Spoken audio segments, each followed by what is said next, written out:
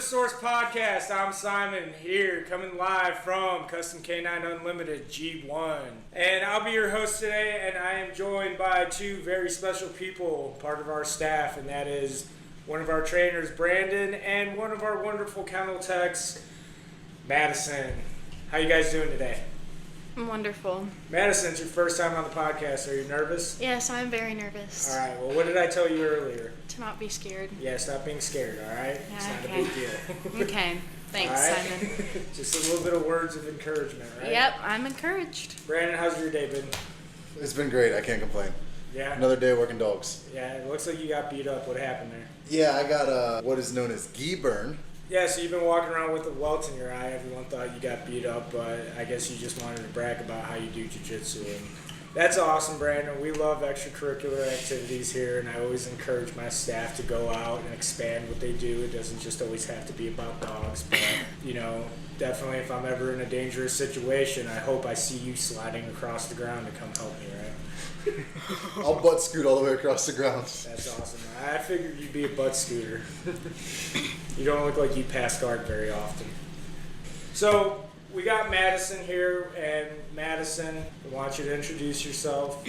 I'm Madison. I have been working with dogs for about 5 years, and primarily it was in kind of a doggy daycare setting / just like pet boarding, stuff like that. So this is my second time working at a training facility, but my first time working with like official working dogs, police dogs, stuff like that. Okay.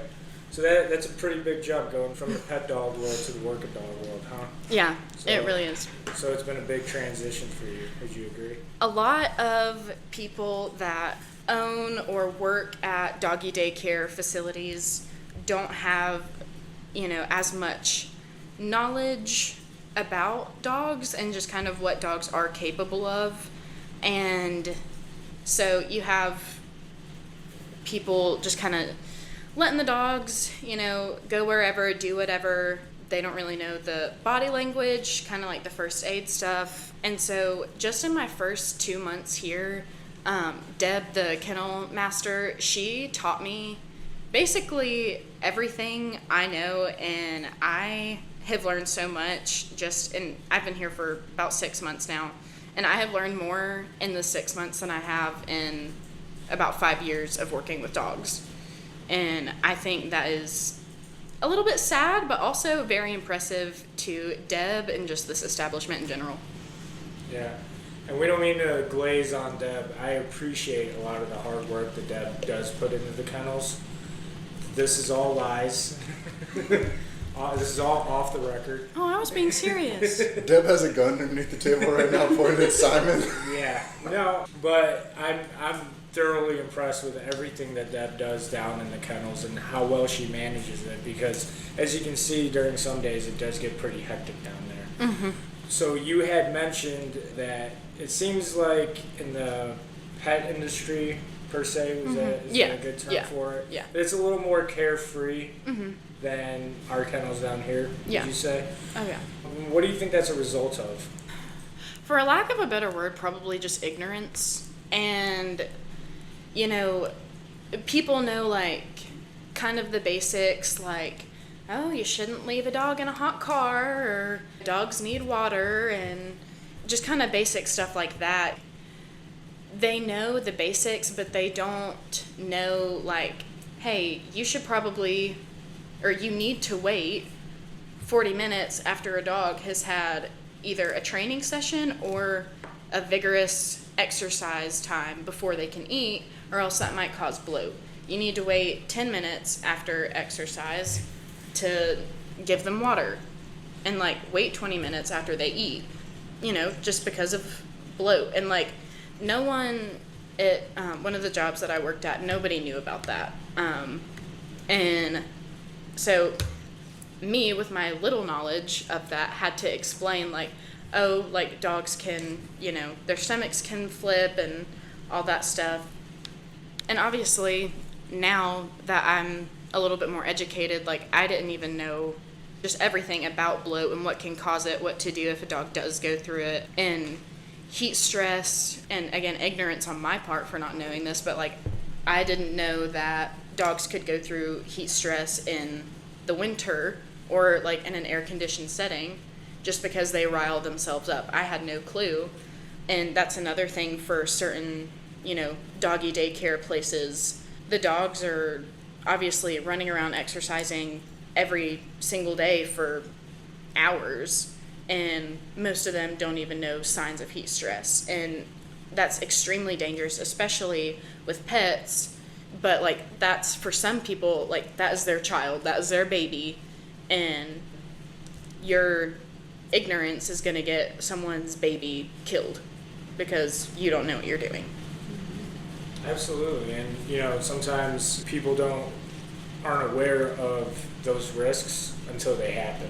Mm-hmm. Right? And a lot of what we do is because some of those common injuries occur, especially with the caliber of dogs that we have and the kind of intense training that we put them through.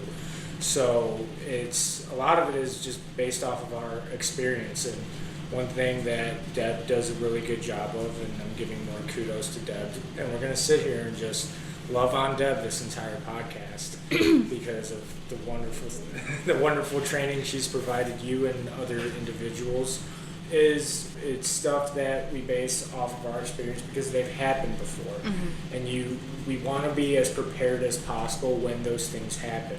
And anytime we do have an incident, we review it as well and make sure that the proper procedures were taken at that time. And it's a common saying, but you don't want to get caught with your pants down, right? I don't think I've heard that saying. You've never heard that saying? No. You've never been caught with your pants down? Nope. I think I shared the story, was it with you, about me getting caught with my pants down? Yeah, one of my drill instructors caught me with my pants down. It was the first time I had to poop at boot camp. And it was like 2 weeks into it, and we only had 300 seconds to poop, and I went for it. And what ended up happening is that 300 seconds ran out, and then the drill instructor came in. And in boot camp, there's no doors in the stalls, so it's just an open door. And they came in, and he started yelling at me with my pants down, and I felt the smallest I've ever felt. And then he went in the stall next to me and saw that it was clogged. So he made me get up, and threw a plunger at me, and I had to plunge that toilet that was stuck and get it unstuck. So that's what it means to get caught with your pants down. So, as we base a lot of that off of our experience, and of course we want to be prepared for anything that arises. And there's injuries that occur. You've seen the type of training, you've sat in and witnessed some of it. Mm-hmm. So my next question is, and believe it or not, Madison, we kind of have a similar background. Did you know that? I didn't, Simon. Tell me. No? Okay, well, I started my career with dogs working at a pet hotel. Oh. So I'm pretty familiar with that. I actually worked at the PetSmart Pets Hotel when I was in high school. Oh. And they would put me behind this glass where it was like a little run, and there was glass, and customers would see me, and I would monitor doggy day camp. And when dogs would act up, they told me to spray them. And yeah. And I never got training on any of those things that we've been fortunate to have training from the wonderful Deborah Clark. So yeah, I started out in the same kind of industry. Now, I know what led to me wanting to, obviously it's been over 10 years since I was in the pet industry, but what led to you making that transition from, hey, I'm going to work with pet dogs, to let me get some experience working with working dogs? Mm-hmm. It was actually one lady that I worked for. She was a trainer, and she had a few working dogs that, she trained herself, and it was just fascinating to me watching her work and watching the dogs work and seeing how much they loved it, and just seeing how great, they can be when they have, the right training in the right direction. Because my personal dog, I got him from a doggy daycare that also did training, and they did not do training in a way that I thought was appropriate for him. And so he was had a lot of anxiety problems because of that and said that he was untrainable. And obviously I disagree with that.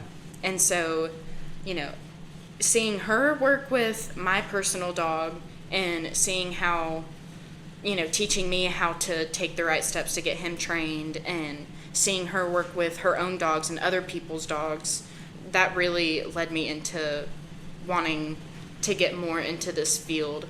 Because honestly, I feel like when a dog is trained, it has a better life condition, if that makes sense, because they have more of a purpose, and it's not just this little couch ornament that you just let out and feed every now and then. That's really insightful, and I think as a trainer myself, sometimes dogs struggle not only with just being able to read people, but reading their environment. And that's what we see out of a lot of pets, especially pets that are reactive. They just don't know how to react to the environment that's presented to them. And being able to train them and teaching them how to cope and handle certain situations is vital, like you said, to their well-being. So training is a very important aspect. I absolutely agree with that sentiment. So you said, you had a little bit of experience with seeing civilian dogs, if you will, for a lack of better terms, get trained. What are the biggest differences that you've noticed from civilian training to what we do here at Custom Canine Unlimited with working dogs? Now, we do still do, client dogs, civilian dogs, things like that, but what do you think the biggest difference is, going from pet kennels, doggy daycare, things of that nature, into working dog kennel, working dog training? What do you think the biggest differences was for you? I think one of the main differences is at CCU, you're not blind to the fact that even if it is a civilian dog, or even if it is like a Belgian Malinois or a German Shepherd, every dog can bite, and everyone here knows that and takes it seriously. And so there's no room for, obviously bites still happen, but you guys take the proper precautions for that and treat every dog like it is a dog that can and will bite you.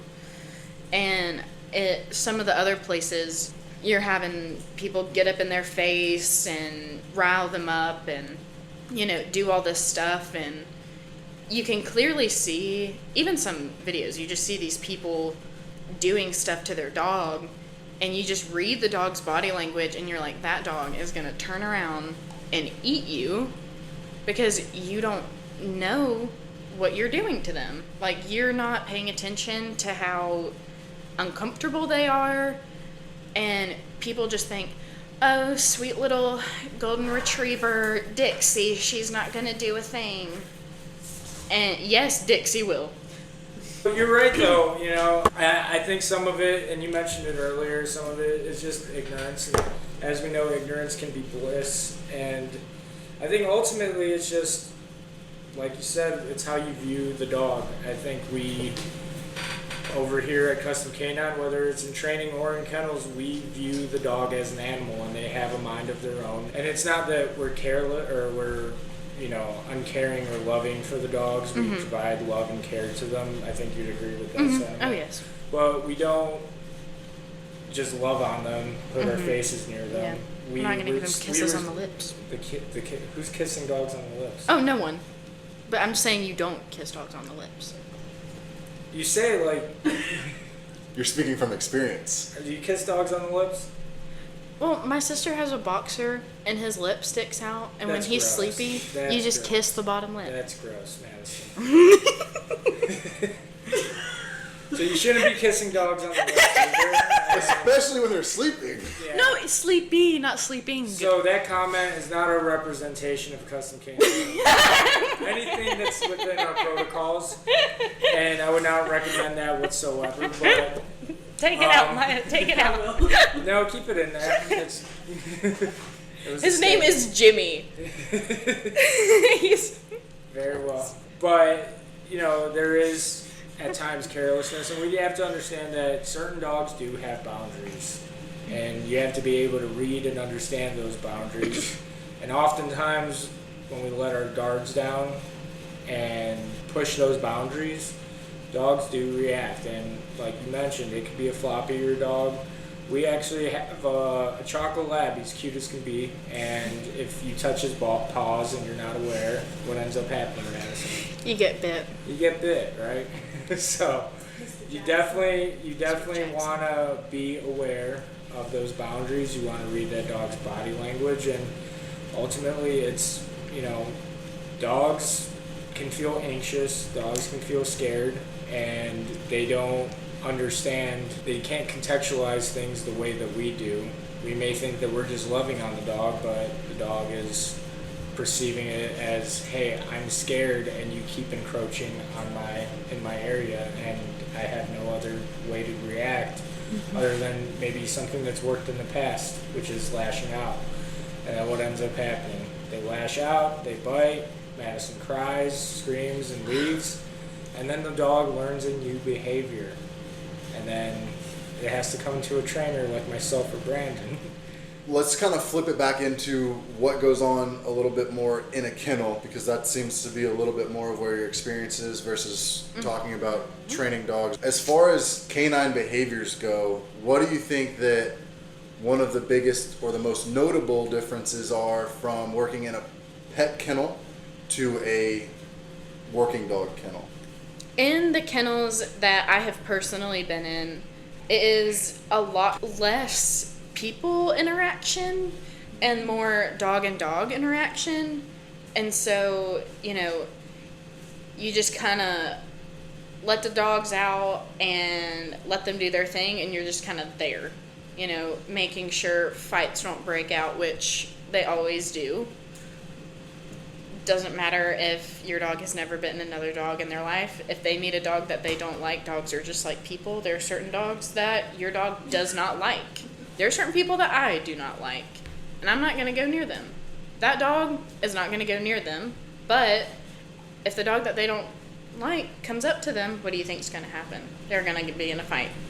Yeah. And, they just kind of let them do whatever, and obviously, kind of like I said before, they don't really know how to read dogs' body language, and so if a dog is scared out of its mind, which in all kennel settings, there are going to be anxious dogs no matter what. And the only difference is here with working dogs, there are ways that you can work with them, kind of like a dog that we have now.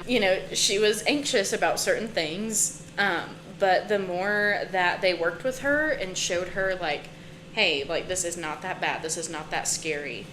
Obviously, I'm not there when they're doing training, but just seeing her in the kennel setting, taking her out, feeding her, she's a lot more open, she's a lot less fearful, she's running around more, and she's just a lot happier, and that just helps on training side. But for kennels, most of the time they don't have a trainer there day to day to help that dog get over that anxiety, and instead what they do is they try to bond with the dog to get them to like them. So I think the reason why we ask our kennel staff not to bond with the dog is because ultimately there's training that goes into that dog, and the dog has to understand, we can't carelessly praise and love on the dog without understanding some of the aspects of conditioning. And we don't want to reinforce certain things, like, for example, dogs jumping on us, right? So tell me about some strategies you use when dealing with some dogs that may be aggressive or may have a potential to be aggressive. Tell me about some of those. I think the first thing you should probably do is, number one, just kind of, when you're looking at that dog outside of the kennel, just kind of read how they're reacting to you. And just kind of some of the dogs that we had here not too long ago, you know, you go to feed them and you just kind of stand there for a minute, and obviously they start growling at you, stuff like that. That's when you're like, okay, maybe not. But we also have another dog who is aggressive that I can feed no problem because he's trained, and you just tell him, you put him in a down position, you tell him to stay, and you slip the food in there, okay, and shut the door, and you're done.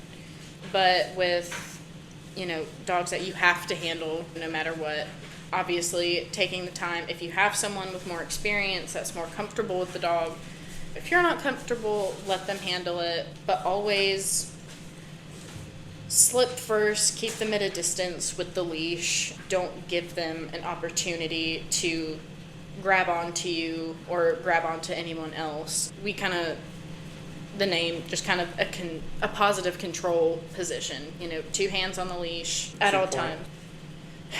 One of the points that in training that you get when you get a job here, it's never get comfortable with the dog.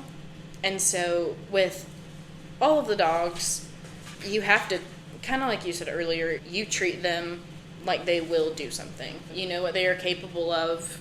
They are animals, and so you have to treat them accordingly. And so always positive control, 2 points of contact with the leash, and walking them, never putting yourself in a compromising position with them, not letting your face get near their face, stuff like that. Just always kind of having that guard up. However, if there's any fear that's going on in you, you should not be handling that dog, because the dog is going to pick up on it, and that's going to make it a bad situation, because they can feel that you're scared, and what's that going to tell them? Either, oh, she's scared, so I'm going to be scared, or, oh, she's scared, I'm going to try to get away with something. And we kind of saw that happen in a situation before. Yeah, and there are some dogs you don't handle, right? Is that correct? Yeah. And what do you think the reason for that is? Do you think you just don't have enough experience yet, or is it the lack of experience or the lack of knowledge, or just that you don't think you're ready for it at this time? I think a little bit of not enough experience, and I just don't think that I'm ready, because I don't want to think that I know how to do something, and then I do it, and I do something wrong, and then the dog, you know, attacks me or attacks someone else because I was just ignorant about the situation. Mm-hmm. And ignorance is the silent killer, you know. Yeah, and It's definitely ignorance is bliss, but that's okay. it's not like, I think you're talking about complacency kills. But, you know, looking forward in the future, do you think that maybe handling some of these dogs that maybe right now, you know, you're not too comfortable with, do you see it as a goal as maybe being able to sometime in the future handle some of these dogs? Is that something you'd like to see yourself doing, or? Oh yeah, for sure. What have you done to kind of prepare yourself for that? Really kind of studying the handout that we get on the dog body language and what to do when a dog does come at you, and getting bite training with the trainers, because even though it is scary being in that bite suit and seeing a dog that wants to bite you come at you, it's terrifying. Yeah. But you learn a lot on how to handle the bite and what to do if you do get bit. And that's given me a lot more confidence in handling the dog that is biting someone in the bite suit, of course. Handling the dog and seeing what to do if the dog has a leash on, what to do if it doesn't have a leash on, stuff like that. It's a scary experience, but it is one that's going to help you out in the long run. Absolutely. And I think that's one of the unique things that Deborah has implemented for her kennel staff and in her training is actually giving you guys in a safe, controlled environment. We're not just, letting dogs loose on you, but through supervision and assistance and putting you through that, because even in the bite suit, like you mentioned, it's still pretty exhilarating. Won't you agree? Yeah. But it gives you that confidence when it does happen. You know what to do. This time, maybe there's a little more pain involved in it, but you at least know what to do in that situation, right? Yeah. And I think that's something that's absolutely invaluable, because I can tell you from firsthand experience, seeing people get bit or getting bit yourself can be pretty shocking. Yeah. And it's not natural as a human to be mauled by another animal. And it's something that with muscle memory and actually having that experience in a situation like that, although it's controlled, that muscle memory kicks in and you're able to handle that situation confidently and hopefully safely. Now, so Madison, it's been fantastic doing this podcast with you, and there's one last question I want to ask you before we close down. Okay. Madison, what is the most rewarding aspect of working with dogs in general? I mean, obviously, it's dogs. Like, being surrounded by dogs is probably the best way to spend your day. In my opinion, that's the best way to spend your day. And, kind of on the training side, seeing when a dog is going through training, seeing that moment when something just kind of clicks in them and they finally understand what they're supposed to be doing and they do it correctly. That is just so, I don't know, it just makes me really happy, because it's like, yes, you got it. Absolutely, but, I don't want you to think that all the dogs that we put out there, that we wouldn't be able to do it without you or Deborah and the rest of the kennel staff.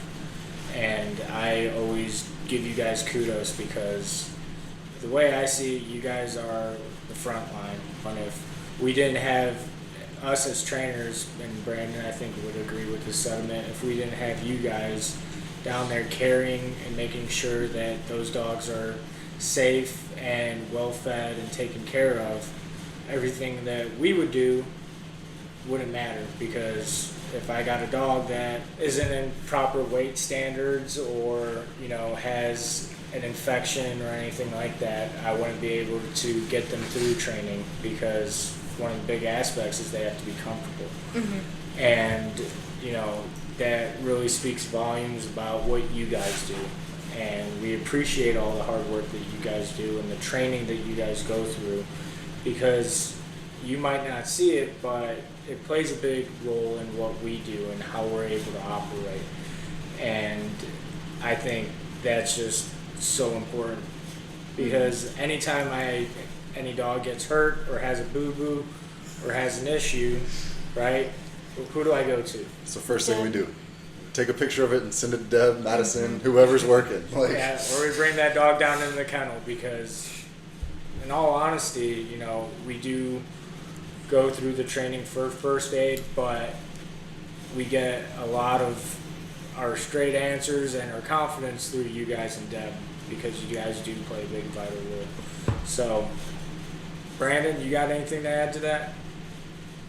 No, I think that, like you just kind of said, having the kennel staff available, it just makes our job easier. We're able to come in, we're able to get straight to work, and then not have to worry about our dogs, because we keep them on a relatively strict regiment, if you will. They're taken care of, and just having you guys available when any issues arise, or having you guys knocking out kennel care is a huge part of what we do on a daily basis. And it's kind of it allows us to focus on our side of training and ensure that we're able to train in a proper manner, in a safe manner, because our dogs are taken care of.